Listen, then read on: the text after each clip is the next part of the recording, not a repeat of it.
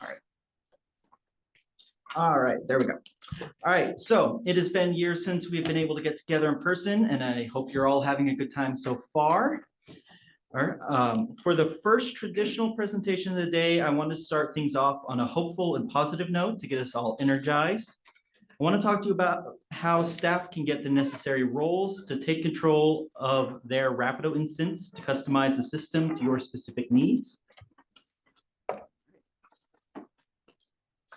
So I have had many conversations with staff, both on Zoom and in person over the last year, and there are some consistent but competing comments I often hear from staff. Some staff will say that there are many things Iliad can do that Rapido simply can't. I've heard staff say that Iliad is too complicated and they prefer Rapido. Other staff will say Rapido is too complicated and they miss Iliad. Some will say Iliad is easier to use, while others say Rapido is. But people in both camps have remarked that ultimately they want to just use one system. So now I have noticed a trend with these comments. Staff who tend to prefer Iliad and see it as easier to use are people who were masters of their Iliad instances and know it inside and out. Newer staff who are learning both systems tend to prefer to use Rapido and see it as easier and more intuitive to use. This out because it's easier. Now I can see both sides of these, and Rapido can feel complicated. In Rapido, you have all your borrowing and lending workflows, stuff like printing slips, processing requests, and processing copyright. But you also have configurations such as sets, mediation rules, copyright rules, two different things called labels, letters, pods, policies, and cloud apps. Finally, there are configurations for the resource sharing library, such as local settings, locate settings, and going non-lending while on vacation or in case of wildfire, natural disaster, that sort of thing. It is a lot of work. But thankfully, the configuration part of that list is not a daily workflow. And in my opinion, working in both Rapido and Iliad through the years, Rapido is not actually more complicated. Now, what do I mean by that? Well, Iliad can also feel complicated. You have some that have the same or similar borrowing and lending workflows. Borrowing is likely unmediated, so you may need to do some more processing on that side. And there are numerous complicated configurations that perform similar functions as Rapido. All right, custom queues put items meeting specific criteria in a group, and as Rapido sets perform a similar function, except that items in sets, multiple items can be seen simultaneously in sets because sets are a saved view and the Iliad queues are kind of a set of boxes. Both of them have complicated ways of generating printouts. I've worked in both of them. They're both very complicated, but in very different ways. Both have third-party add-ons, or as they're called in Rapido, cloud apps. Iliad also does have IFM charging, which, in my opinion, can stay there and not move on to Rapido. But you all know this. You have been using Iliad for a long time. And you've been using Rapido for over a year, at least the folks here in the CSU. As mentioned earlier, new staff often see Iliad as more complicated. Now, this could be in part because Iliad configurations were mostly done years ago, and so they aren't fresh in people's memories. But I think the main reason is you are already experts in Iliad. It's easier because you not only know how to manipulate the system, you have the ability and are empowered to do so. So how do you become an expert in Rapido if you aren't already? So first, you need to have the roles that give you the power to manipulate Rapido to your will. While working with staff, I noticed many people see this screen right here when they go to Alma configurations. A white void of nothingness where you cannot do anything. You cannot access the resource sharing configurations to create borrowing mediation rules. You cannot check or update your copyright rules. No updating letters, no configuring any new printing. All the powers you had in Iliad are nowhere to be seen, and that can feel a little frustrating, I would imagine. So let's get you the roles needed to configure Rapido as you see fit, because whosoever has the roles has the power of Rapido. On a side note, I was surprised Aries was able to lift a metal 45-pound hammer above her head, so I need to make sure to stay on her good side. Lilith, however, I've got some time.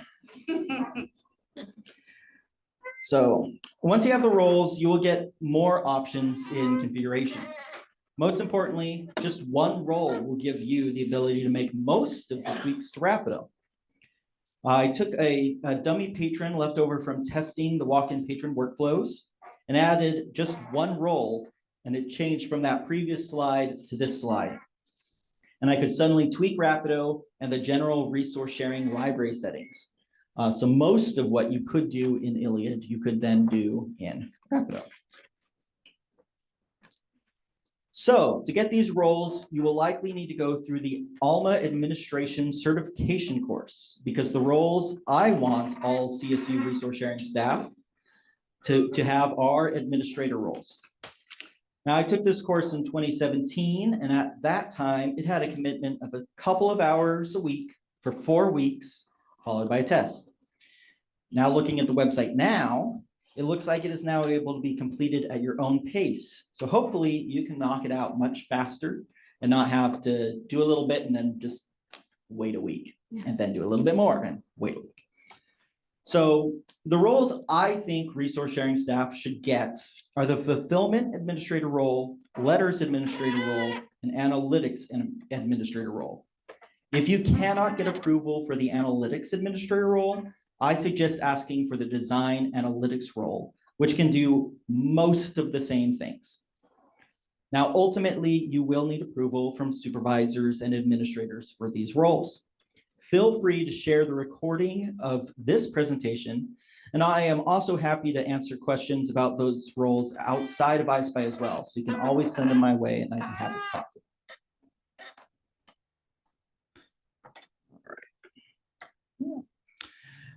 So the first role I want to discuss is the fulfillment administrator role.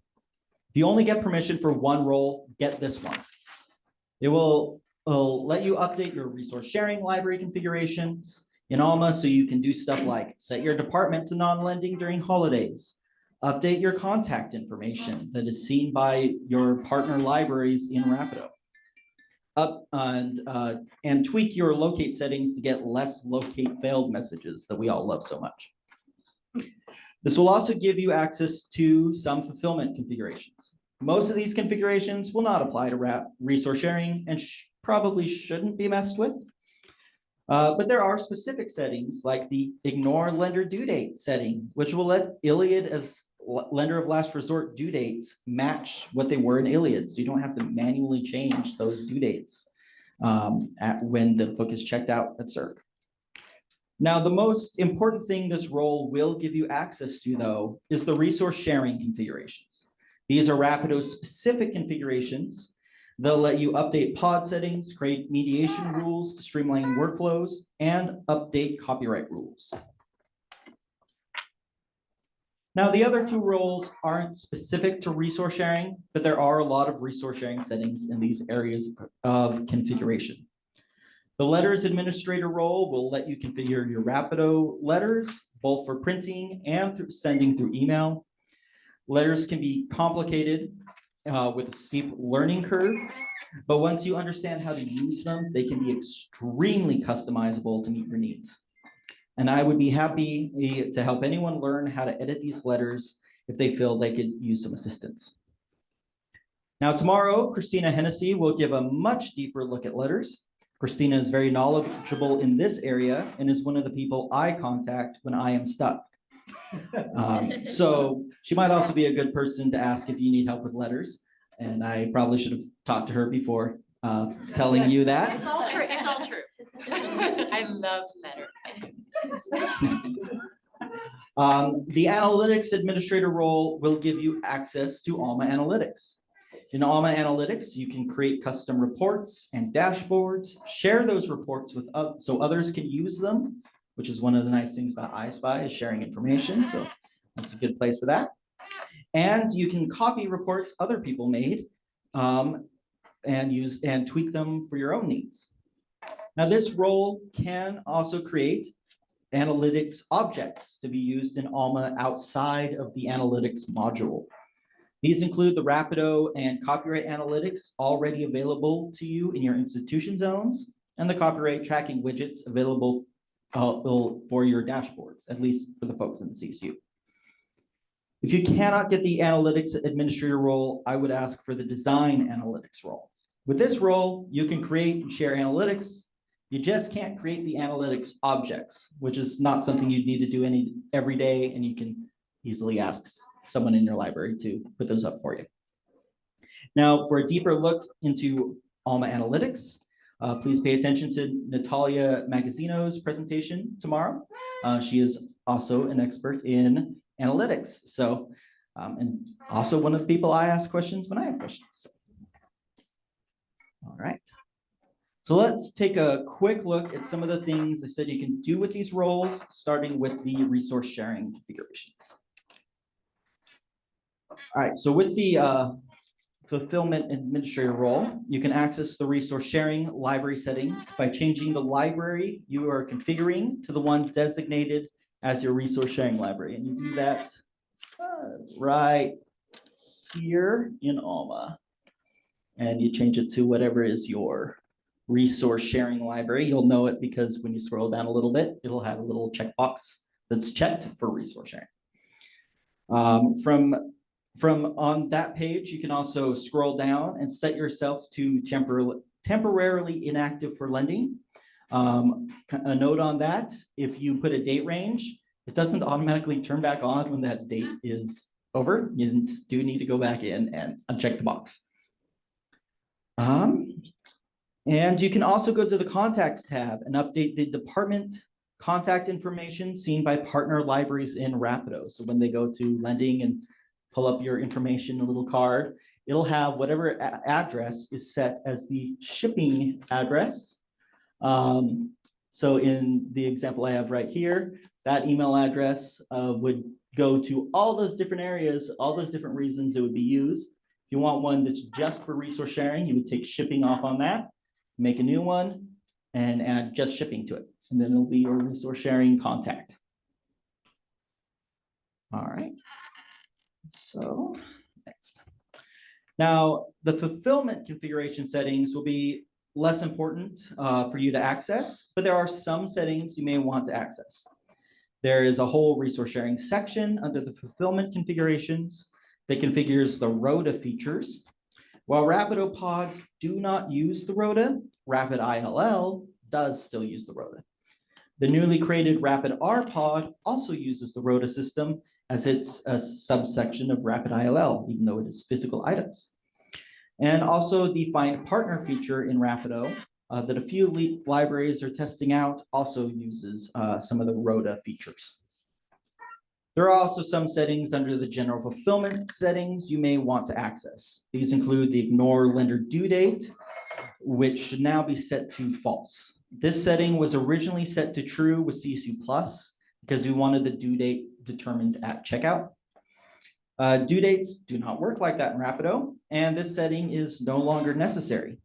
A side effect of this setting is that requests pushed into Alma from Iliad, if it's set to true, will have their due date ignored and replaced with a different checkout period. But by changing it back to false, your Iliad requests will start to display the same due date in Alma that they had in Iliad. Another setting you may be interested in is the check patron duplicates setting. This setting is designed to prevent patrons from requesting materials when there is an active request for the same item. That is a workflow that interests you. Just set that field to true. All right. Now, finally, the resource sharing settings that control Rapido are under configuration and then resource sharing. The most useful sections, in my opinion, are the members area, borrowing copyright rules, borrowing mediation rules, and other settings. The member section is where you have your pod settings. On the physical lending policies tab, pictured here, you can select what items you want to share through Rapido by creating a participating items rule. You can create different participating items rules for different pods. So if you only want to share Blu-rays with the CSU pod and not with the US West pod, you can make that setting. You do this in the lower section, circled here, or rectangled here. You click the ellipses and you add participating items rule you want that pod to use. If no rule is selected, then you shouldn't get any lending requests from that pod. If all items is selected, then you are essentially saying everything in the library is lendable on resource sharing, including stuff like special collections. So it's a good idea to attach a well thought out rule.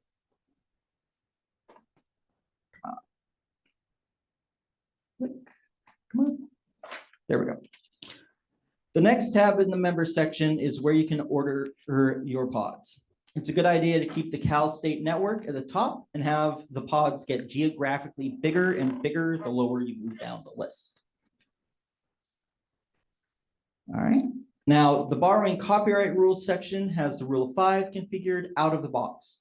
But you may want to add additional rules, such as a rule that flags requests for a scan of more than 10% of a book. This is what that borrowing copyright rules page looks like. As you can see at this library, additional rules were added. For example, the requested more than 10% rule flags requests for mediation. The patron requests a page range that is longer than 10% of the total pages of the book. The borrowing mediation rules is where you make rules that streamline the process of scanning your own patron. And a label when certain information is missing, or automatically cancel requests for items meeting certain criteria, like missing too much citation information. The rules look like this when open. The input parameters are where you add the settings determined when the rule is and is not applied. And the output parameters are the label that will be added to the request to tell staff why the request needs mediation.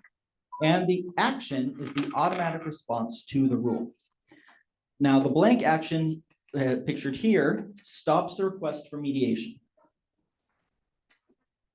Now, you can also set it to the cancel action. The cancel request action automatically cancels the request and sends the message written down below that out to the patron. And lastly, the other settings area has a bunch of random settings you can turn on that don't fit neatly in other sections. One of these settings that's important to CSU lets you turn on the ability for TOUs for lost items to apply to Rapido requests. Is that one circled or rectangled at the bottom? RSU's TOU for lost item. Set that to true, and it'll have the TOUs determine your lost items. All right, now on to some brief information on letters. The letters are configured under configuration, general, letters, letter configuration. Here you can enable, disable, or edit letters used in ALMA. Since this has the letters used in every area of ALMA, it is best to stick with letters specific to resource sharing and not the letters used by other departments. When editing letters, it is always a good idea to back up the original XSL code by copying it to a text file and just saving it on your computer. Now, last weekend, the letters view was updated. Letters are mostly edited the same as before. but you can now easily see the example XML and an active preview at all times. I look forward to working in this new environment as it looks like it'll be much, much faster. So while the main page replaces what used to be called the template tab, the labels section and letters example sections are still present. They just look a little bit different up at the top. The label section lets you change the wording of available labels that pull into the letter, and the letter's examples lets you generate, download, and manipulate example XML code to see what the letter will look like. And there will be more information on letters tomorrow, again, in Christina Hennessy's presentation. And now on to some examples of what you can do with analytics.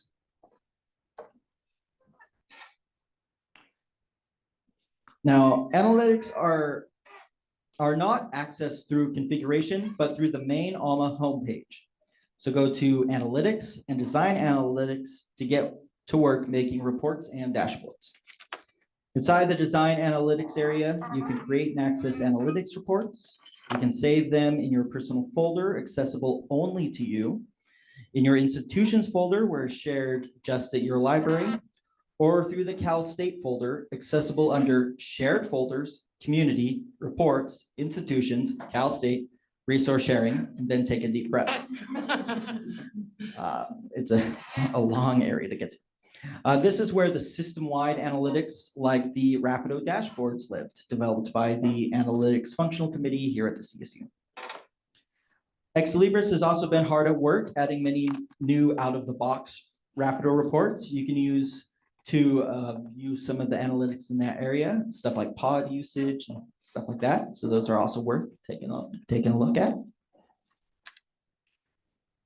And since Rapido is still a fairly new product, it gets regular updates. And so it is important to keep up with what is happening behind the scenes. Now, we are all overwhelmed with information overload. I know I can be sometimes. So here are a few places to focus on to get information. There we go. Now, the Rapido monthly webinars are the first place to get new information on Rapido. In these webinars, Judith or Megan over there from Ex Libris will take a look at the updates that will go live in a few weeks' time. The webinars are also recorded and uploaded to YouTube. Links to the recordings are added on the same page where you registered to watch them live. I added a link to the registration page to the CSU Resource Sharing Wiki at the top of the page in the forms and links section to make it really easy for everyone here to find it. You can also just Google Rapido monthly webinars. You can actually find it through that. And I encourage everyone to attend the monthly webinar. And if you can't make it at that time, kind of early in the morning, you can always view the recording later. The next way to keep up with Rapido, at least in the CSU, is our Rapido refreshers. These bi-weekly trainings are put on by the Resource Sharing Functional Committee, and they go in depth on workflows, updates, and complicated configurations. All of the refreshers are uploaded to YouTube and linked on the CSU Resource Sharing Wiki, so even people outside of the CSU can watch the refreshers on the recordings. And let's not forget I-SPIE TV. I-SPIE TV was developed during the pandemic as a way to continue sharing information and keep us all connected. Now, while the show is informative, it can also be fun. We usually have a holiday trivia game when the episode falls near a major holiday, like all the winter holidays or St. Patty's Day, Valentine's Day, stuff like that.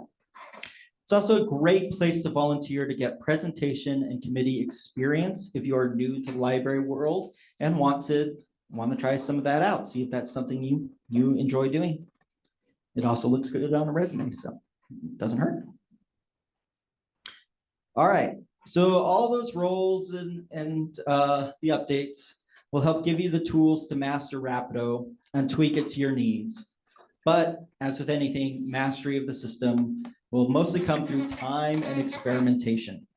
Now, I personally have done a lot of experimenting in Rapido, and I continue to do so to learn all the ins and outs of the software. But I encourage you to try solutions to issues through experimentation yourself if you're comfortable doing that. I often make duplicates of problem requests and try a bunch of potential solutions to that copy that has me listed as the patron. So it's not going to send out random emails to some poor student until I figure out how to make it do what I want. And sometimes off-the-wall solutions that I didn't think would work do work. And sometimes they don't, which is another reason why it's a good idea to test on a duplicate. And when all else fails, you can always contact me. I'm happy to play around and try new things. If I'm available, I will be happy to help you solve your issue. If I am not available, I will be happy to help you solve your issue when I am available. So if I'm out sick for a day, I'll try to get to you the next day. All right, now that concludes the first presentation of this year's I-SPIE conference. Do you all have any questions?